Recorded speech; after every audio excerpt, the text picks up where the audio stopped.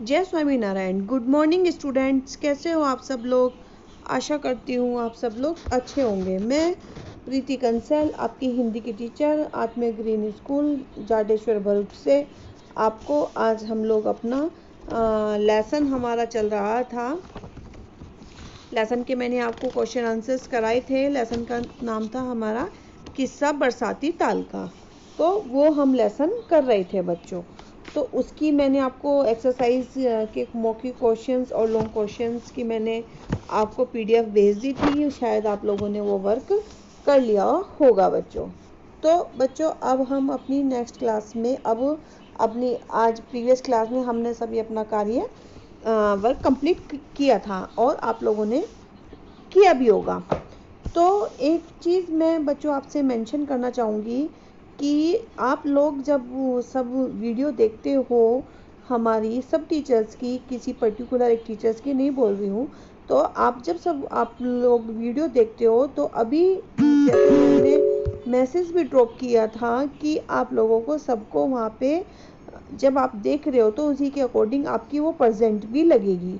तो इसीलिए वहाँ पे जो यूट्यूब का जो हम आपको भेज रहे हैं वहाँ पे कमेंट बॉक्स आता है।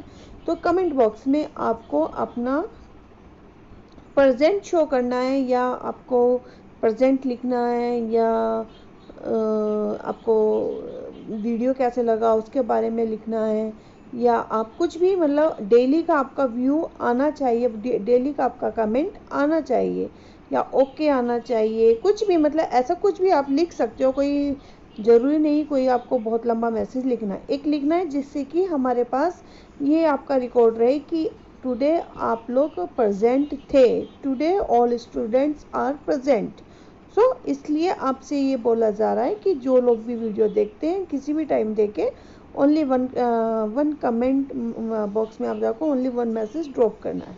ओके, सो नाउ तो स्टार्ट टू अपनी हम व्याकरण बोध से हम लोग आप पेज नंबर सॉरी बच्चों 38 निकालिए। बच्चों ये थोड़ा बाय फॉल्ट टेढ़ा हो गया है, आप अपनी बुक निकाल लीजिए, बुक में आपको समझ में आ जाएगा। तो जैसे कि मैंने बच्चों आपको बताया था, आपका फर्स्ट क्वेश्चन दिया है, दोनों वाक्य ध्यानपूर्वक पढ़िए। दिव्या नाचती है और विकास पुस्तक पढ़ता है। इन दोनों वाक्यों में नाचती और पढ़ता है क्रियाएं हैं तथा दिव्या तथा विकास करता है। पहले वाक्य में नाचती का फल दिव्या पढ़ रहा है और दूसरे वाक्य में पढ़ता है के लिए किसी कर्म की आवश्यकता है, अतः पढ़ता है का फल कर्म पुस्तक पर पढ़ रहा है। इसी आधार क्रियाओं को दो भेद किए जाते हैं। तो बच्चों मैं आज मैंने आपको पहले भी क्रिया के बारे में बताया है और मैं आज भी आपको क्रिया के बारे में बताती हूँ क्योंकि ये जो एक्सरसाइज है हमारी उसी से ही रिलेटेड हमारी ये एक्सरसाइज है। तो मैं आपको उसी के बारे में हमारा क्रिया वाला टॉपिक भी कंप्लीट हो जाएगा और साथ में हमारी एक्सरसाइज भी हो जाएगी। तो मैं सबसे पहले आपको क्रिया बताती हूँ कि क्रिया हम किसे कहते हैं। किसी कार्य के होने या करने का जो बोध करा रहा है, जो भी कार्य है उसका होना करना जो भी हमें उसका बोध कराता है जो शब्द, उसको हम क्रिया कहते हैं। ओके बच्चों, क्या कहते हैं उसको? क्रिया। किसी कार्य के होने, जैसे मैंने बोला आपको मैं हंस रही हूँ, तो मैं हंस रही हूँ, मैं हंसने की क्रिया कर रही हूँ। जो भी हम कार्य करने का या होने का हमें बोध होता है, रात हो रही है यानी कि हो रही है, होने का बोध हो रहा है, तो जो क्रिया उसमें हो रही है वो हमारी क्रिया होगी, तो उसको हम क्रिया कहेंगे। जो शब्द हमें क्रिया होने या करने का बोध कराता है उसे हम क्रिया कहते हैं। जैसे हमारी क्रियाएं कौन कौन सी हैं?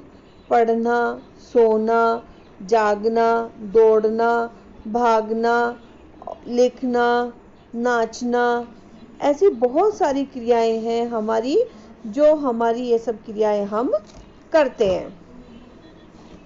ओके बच्चों, तो फिर हम आते हैं आपके ये सब जितनी भी होती हैं उन्हें हम सब क्रियाएं कहते हैं। फिर है आपका क्रिया के मूल रूप को, एक मिनट आप रुकिए। हाँ, क्रिया का जो मूल रूप होता है हमारा, क्रिया का जो मूल रूप है उसको हम धातु कहते हैं, जो बेसिक रूप है। जैसे हंसना में हंस हमारा बेसिक रूप है, पढ़ना में पढ़ हमारा मूल रूप है, तथा मूल धातु से ही क्रिया का सामान्य रूप बनता है। और धातु रूप मूल रूप जो है उसको धातु कहते हैं। अब मूल धातु से ही क्रिया का सामान्य रूप बनता है, उसी से हमारा सामान्य रूप बनकर आता है। हंस के साथ ना लगाएंगे तो हंसना बन जाएगा, पढ़ के साथ ना लगा तो पढ़ना बन जाएगा। जैसे कि आपका असल में पढ़ लिख दौड़ आदि ये सभी क्रियाएं के मूल रूप हैं जो धातु कहलाते हैं, और इनके अंत में ना प्रत्यय लगने पर पढ़ना, लिखना, दौड़ना, नाचना, भागना, ये सब उसके ये शब्द लगने पर क्रिया का सामान्य रूप बनता है। आपको समझ में आ गया होगा बच्चों ये कि क्रिया क्या है, कि जो शब्द हमें होने या करने का ज्ञान कराते हैं उसे हम क्रिया कहते हैं।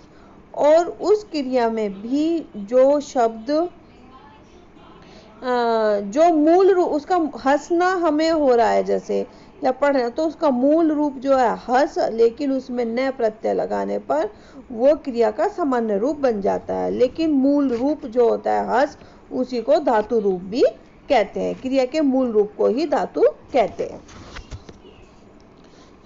ओके, फिर जो ता, ती, रहा, होंगे, गा, गी, गे, ये जो शब्द हैं ये सहायक क्रियाएं कहलाती हैं। मूल क्रियाएं ताती है ये आपकी सहायक क्रियाएं कहलाती हैं। जैसे डूइंग, गोइंग, अगर आप उसमें कर रहे हो, डिड, ये आपकी सहायक क्रियाएं। ता से जो आती है, ता है, डज है आपका, ये सहायक क्रिया कहलाती है। जिसके द्वारा की जाती है उसे कर्ता कहते हैं। जो क्रिया किसके द्वारा की जा रही है उसको कर्ता कहते हैं, तथा क्रिया का प्रभाव, अगर क्रिया का जो प्रभाव है जो करने का, वो उसका फल अगर पड़ता है, किसी पर प्रभाव पड़ता है, उसे हम कर्म कहते हैं। जैसे शिक्षक ने छात्रों को पढ़ाया, तो प्रभाव किस पर पड़ रहा है? प्रभाव छात्रों पर पड़ रहा है, क्योंकि शिक्षक ने छात्रों को पढ़ाया है, तो इसका प्रभाव छात्रों पर पड़ा है, तो इसमें हमारा कर्म छात्र होंगे और शिक्षक हमारा कर्ता होगा और पढ़ाया हमारी क्रिया होगी इसमें। ठीक है, अब आते हैं हमारे क्रिया के भेद। क्रिया के हमारे कितने भेद होते हैं? क्रिया के हमारे 3 भेद होते हैं। कौन कौन से? क्रिया के हमारे 2 भेद होते हैं, मैं भूल गई थी। क्रिया के हमारे कौन कौन से भेद होते हैं? 2, सकर्मक क्रिया और अक्रमक क्रिया। ठीक है, कौन कौन से? सकर्मक क्रिया और अक्रमक क्रिया। एक मिनट, हाँ, कौन कौन से? सकर्मक क्रिया और अक्रमक क्रिया। सकर्मक क्रिया क्या होती है? सकर्मक क्रिया जिन वाक्यों में क्रिया के व्यापार का फल कर्म पर पड़ता है, जिन वाक्यों में क्रिया का प्रभाव कर्म पर पड़ता है तथा क्रिया कर्म की अपेक्षा रखती है, उसे सकर्मक क्रिया कहते हैं। या जिन क्रियाओं में कर्म की अपेक्षा होती है, जिनमें कर्म होता है, जैसे कि नाम से ही आपको सकर्मक है, यानी कि उसमें कर्म है, तो वो कौन सा हुआ? सकर्मक। ठीक है, जिसमें आपका ऑब्जेक्ट आ रहा है, जिसमें कर्म आ रहा है, तो वो हमारी सकर्मक क्रिया कहलाएगी। जैसे विधु पत्र लिखती है, क्या करती है विधु? विधु पत्र लिखती है।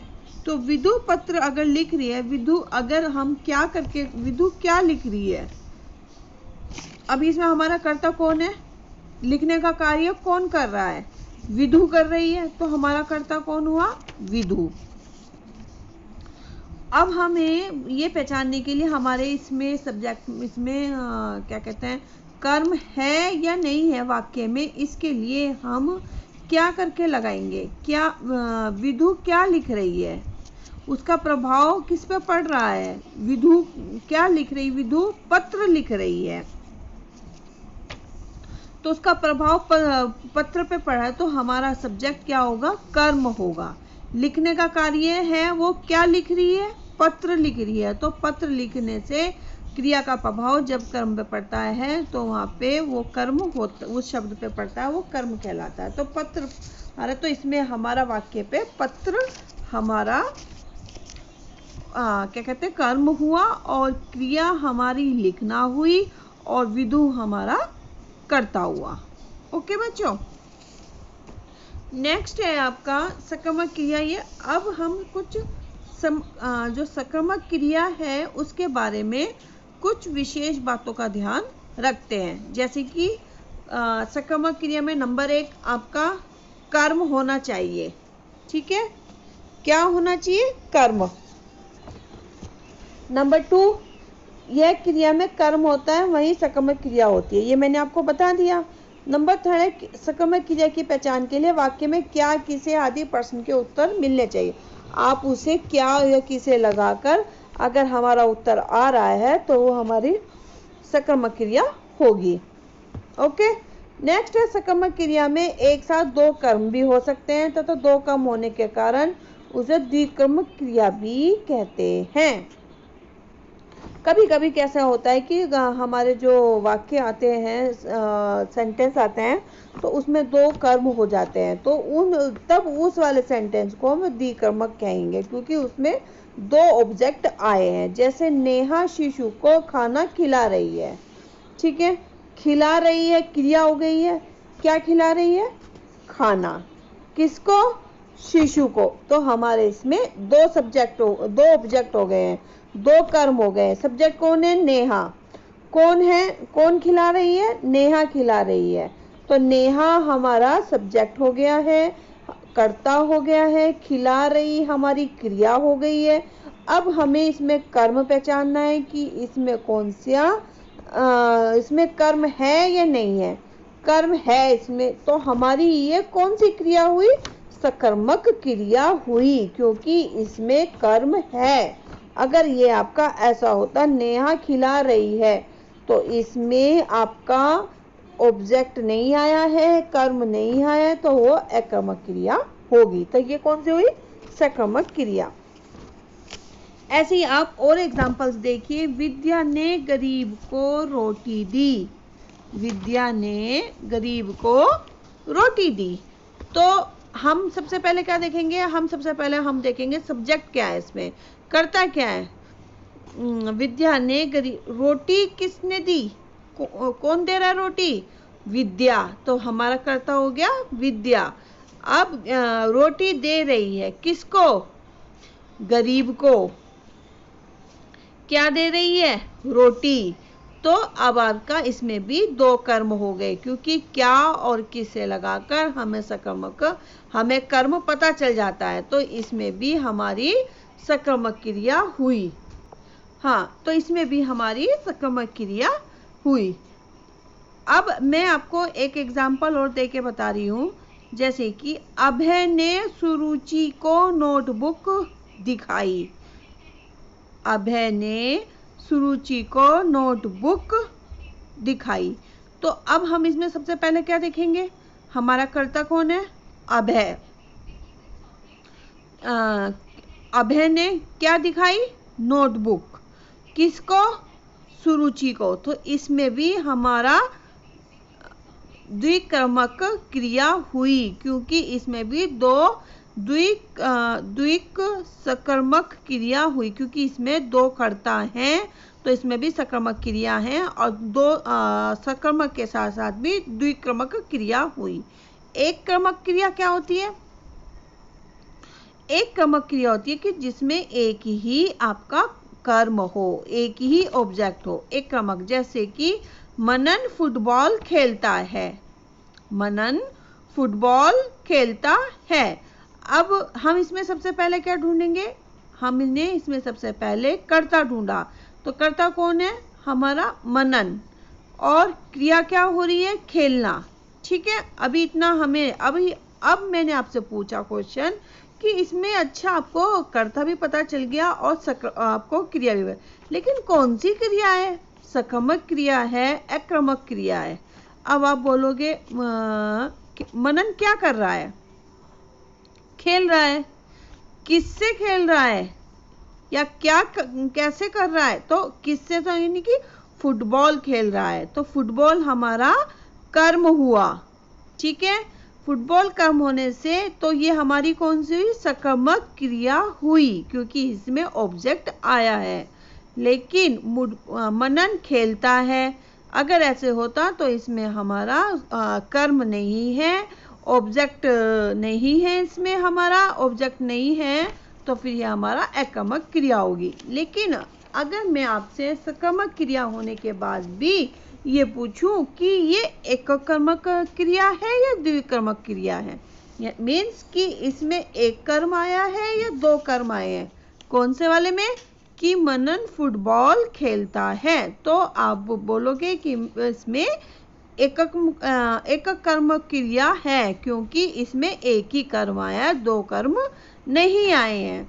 द्विकर्म वाली जो एग्जाम्पल मैंने आपको बताया था, अभय ने सुरुचि को नोटबुक दी, इसमें आपका द्विकर्मक क्रिया होगी, क्योंकि इसमें दो कर्म आपके दिए गए हैं, सुरुचि और नोटबुक। ठीक है बच्चों, जब बताया मैंने द्विकर्मक की क्रिया के पहचान के लिए क्या, किसे, किसको लगाकर आप देख सकते हो कि अगर उसमें आपको उत्तर मिल रहा है तो वो आपका उसमें द्विकर्मक क्रिया होगी। आप उसके और एग्जाम्पल देखिए, जैसे दर्शक फिल्म देख रहे हैं, मीरा स्वेटर खरीद रही है। अब मीरा स्वेटर खरीद रही है, आपका सब्जेक्ट क्या हो गया? कर्ता क्या हो गया? मीरा। खरीद रही, क्या कर रही है? खरीद रही है, तो यानी कि इसमें क्रिया, लेकिन अभी आपको नहीं पता कि सकर्मक क्रिया है अकर्मक क्रिया। क्या खरीद रही है? स्वेटर, यानी कि इसमें ऑब्जेक्ट है, कर्म है, तो यानी कि ये अब ऑब्जेक्ट के साथ एक ही ऑब्जेक्ट आया स्वेटर, तो इसमें आपका एककर्मक क्रिया हुई, यानी कि सकर्मक क्रिया में एक ही ऑब्जेक्ट आया है, तो ये हमारी एककर्मक क्रिया हुई। ठीक है बच्चों, नेक्स्ट है आपका अकर्मक क्रिया। जिस क्रिया का फल या प्रभाव कर्म पर ना पड़कर कर्ता पर पड़ता हो उसे अकर्मक क्रिया कहते हैं। नंबर 2, अकर्मक क्रिया से जैसे जिसमें कर्ता का अभाव हो, जिसमें कर्ता नहीं है, सॉरी जिसमें कर्म नहीं है, वो हमारा अकर्मक क्रिया होगी। दो चीज ध्यान रखनी है, जिस क्रिया का फल कर्म पर ना पड़कर, उसमें कर्म नहीं है तो उसका प्रभाव किस पर पड़ेगा? कर्ता पे पड़ेगा। कर्ता पर पड़ता हो तो वहाँ पे अकर्मक क्रिया होगी। और पहचान के लिए कि उसमें अगर ऑब्जेक्ट नहीं आया है, कर्म नहीं आया है, तो भी अकर्मक क्रिया होगी। अकर्मक मीन्स कर्म के बिना। यदि किसी क्रिया के साथ क्या, किसे और किसको आदि का प्रश्न लगाकर देखते हो तो कोई उत्तर नहीं मिलता, तो भी आपकी अकर्मक क्रिया होगी। जैसे कि एग्जाम्पल आप देख लीजिए, नर्तकी नाच रही है, नर्तकी नाच रही है, तो इसमें आपका ऑब्जेक्ट नहीं आया है क्योंकि नर्तकी नाच रही है, और आपका कौन क्या क्या आया है? इसमें कर्ता है, क्रिया है, लेकिन ऑब्जेक्ट कर्म नहीं है, तो इसमें आपका कौन सी क्रिया हुई? अकर्मक क्रिया हुई। वह जोर से हंसा, इसमें भी आपका हंसा है, लेकिन जोर से आपका क्या कहते हैं ऑब्जेक्ट नहीं होगा, कर्म नहीं होगा, ये एडजेक्टिव है। तो वह जोर से हंसा, तो इसमें भी आक्रामक क्रिया हुई। वह अभी आया, तो भी उसमें आक्रामक क्रिया है। काव्या दौड़ रही है, ये भी आपके आक्रामक क्रिया ही होंगी। ठीक है, कुछ और मैं एग्जांपल्स आपको बताती हूँ। सुमेधा तैर रही है, बच्चे हंसते हैं, बच्चा जाग रहा है, बंदर भाग रहा है। बंदर भाग रहा है में आप देखिए कि बंदर भाग रहा है, तो उसमें भी बंदर कौन भाग रहा है? बंदर। तो इसमें हमारा कर्ता बंदर हो गया, क्रिया भागना हो गई है हमारी। तो इसमें हमारी आक्रामक क्रिया हुई, क्योंकि इसमें कोई ऑब्जेक्ट या कर्म नहीं है। सूर्य डूब चुका है, हाथी नहाता है, तो ये सब हमारी आक्रामक क्रिया ही होती है। ठीक है बच्चों, ये थी आपकी क्रिया के बारे में मैंने आपको बताया कि क्रिया क्या है और किसे कहते हैं, और क्रिया के भेद के बारे में मैंने आपको बताया कि क्रिया के कितने भेद होते हैं। तो बच्चों आपको मैंने ये मैंने बता दिया। अब इसकी जो एक्सरसाइज है, हम वो एक्सरसाइज अपना कर लेते हैं। ठीक है, आपका फर्स्ट क्वेश्चन जैसे दिया गया है, क्रिया किसे कहते हैं, तो वो मैंने आपको बता दिया है क्रिया किसे कहते हैं, और आपकी बुक में भी डेफिनेशन दी गई है। देखिए आप पेज नंबर 151 पे, तो ये आपकी डेफिनेशन है क्रिया की, तो ये आपको लर्न करनी है। ओके, आप इसको लर्न कर लीजिए या फिर अपनी नोटबुक में लिख सकते हो, ये आपकी चॉइस है। ठीक है, नंबर 2 आपका धातु रूप की पेज नंबर 152 पे। ओके, देख लीजिए आप, ये वाली क्रिया के मूल रूप को आपको लर्न करना है, क्रिया के भेद, फिर ये वाली, ये किसी क्रिया के मूल रूप को धातु कहते हैं, क्रिया के भेद, सकारात्मक क्रिया किसे कहते हैं और आक्रामक क्रिया किसे कहते हैं, ये सब आपको लर्न करना है और अपना अच्छे से आपको समझना भी है डेफिनेशन। तो क्रिया किसे कहते हैं, ये हमारा क्वेश्चन हो गया है। कर्म के आधार पर क्रिया के कितने भेद होते हैं, वो मैंने आपको बता दिए हैं। कर्म के आधार पर क्रिया के 2 भेद होते हैं। सकारात्मक क्रिया की पहचान क्या होती है कि उसमें क्या, किसे, किसको लगाकर देखा जाता है। अगर उसका प्रभाव कर्ता पर पड़ता है तो वो वहाँ पे सकारात्मक क्रिया है। द्विक्रमक क्रिया के 2 उदाहरण, द्विक्रमिक क्रिया के 2 उदाहरण बताइए। तो आप द्विक्रमिक क्रिया के 2 उदाहरण ऐसे लिख सकते हो कि सीमा गा रही है और नव्या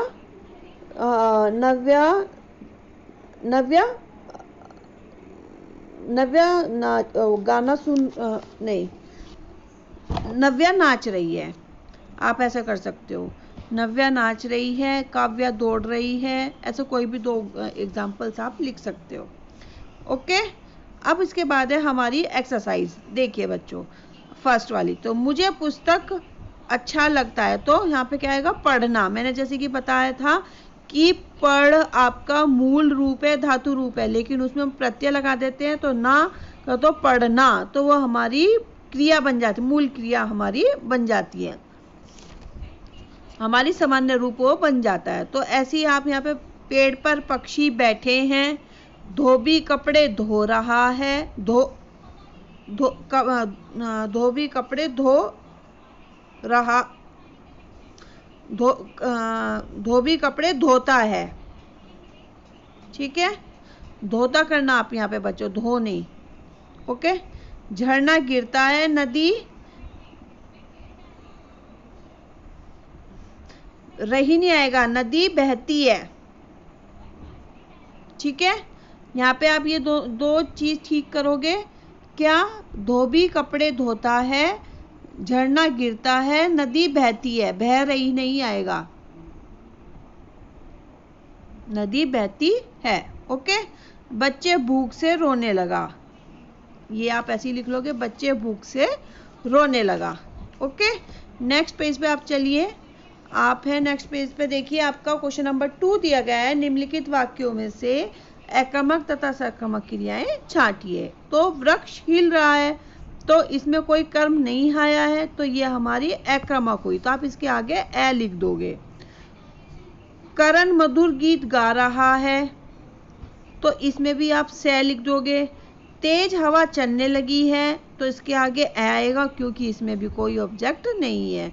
पुस्तक में रोचक कहानियां हैं, तो ये भी आप सकारात्मक क्रिया। नीरा खेल रही है, तो आक्रामक क्रिया। पक्षी उड़ रहे हैं, तो क्योंकि इसमें भी कोई ऑब्जेक्ट नहीं है, पक्षी उड़ रहे हैं, तो आक्रामक क्रिया हुई क्योंकि इसमें कर्म नहीं है। क्षितिज हवाई जहाज से हैदराबाद गया, तो इसमें हमारी सकारात्मक क्रिया हुई क्योंकि आपका कहाँ गया, अगर आप कर्म उसमें सॉरी सब्जेक्ट क्या है हमारा, क्षितिज इसमें, और हैदराबाद गया हमारी क्रिया हो गई इसमें, लेकिन कहाँ किसको कैसे गया, अगर हमने ऐसे किया जवाब लगा के, तो हमारा हवाई जहाज से, तो इसमें आया, तो हमारा ऑब्जेक्ट है, तो ये सकारात्मक क्रिया हुई। बाहर धूप खिल रही है, आक्रामक क्रिया है। पुनीत नाना जी को पत्र लिख रहा है, तो सकारात्मक क्रिया हुई। नानी स्वेटर बुन रही है, तो ये भी हमारी सकारात्मक क्रिया हुई है। ओके बच्चों, नेक्स्ट आप देखिए कि निम्नलिखित वाक्यों में कर्ता और क्रियाओं को अलग अलग करके, इसमें आपको कर्ता और क्रिया दोनों आपको छांटकर लिखनी है। आज माधवी नहीं आएगी, तो माधवी आपकी कर्ता हुई और क्रिया आना हुई। ओके, तो चलो बच्चों, ये वाली एक्सरसाइज आपको मैं अपनी नेक्स्ट क्लास में कराऊंगी। अभी ये आपको आज तक का आपको केवल इतना ही वर्क करना है जितना मैंने अभी आपको बताया कि ये वाली एक्सरसाइज। और एक चीज़ और मैं आपको बताऊंगी, आपकी जैसे मैंने अभी ये बुक में आपको कराए हैं सकारात्मक क्रिया आक्रामक क्रिया ग्रामर में से छांट के, ऐसे ही आपकी टेक्सुअल एक्सरसाइज में भी दिया गया है बच्चों। तो बच्चों उसे भी करने की कोशिश करके देखना, आप लोग सब लोग एक बार ट्राई करना, वो आपको प्रैक्टिस हो जाएगी, आपको पता चला। अगर जिसको नहीं होता है, जिसको नहीं, तो कल जब नेक्स्ट क्लास हमारी होगी उसमें मैं एक बार करा दूंगी, तो आप लोग अपनी सब टैली कर लेना। लेकिन जो टेक्सुअल एक्सरसाइज है एक बार आप सब लोग ट्राई करके देखना, कोशिश करना, और फिर जब मैं आपको आंसर्स उसके बताऊंगी तो आप लोग उसमें से टैली कर लेना। ठीक है बच्चों, क्योंकि वो सेम ऐसी ही एक्सरसाइज है जैसी मैंने अभी आपको ग्रामर बुक में कराई है। अभी क्वेश्चन नंबर 2 कराया है ना आपको मैंने, ऐसे ही उसमें दिया गया है आपको, तो ऐसे ही आप एक बार ट्राई करके देखना। ठीक है बच्चों, तो okay bye, take care, stay home, stay safe.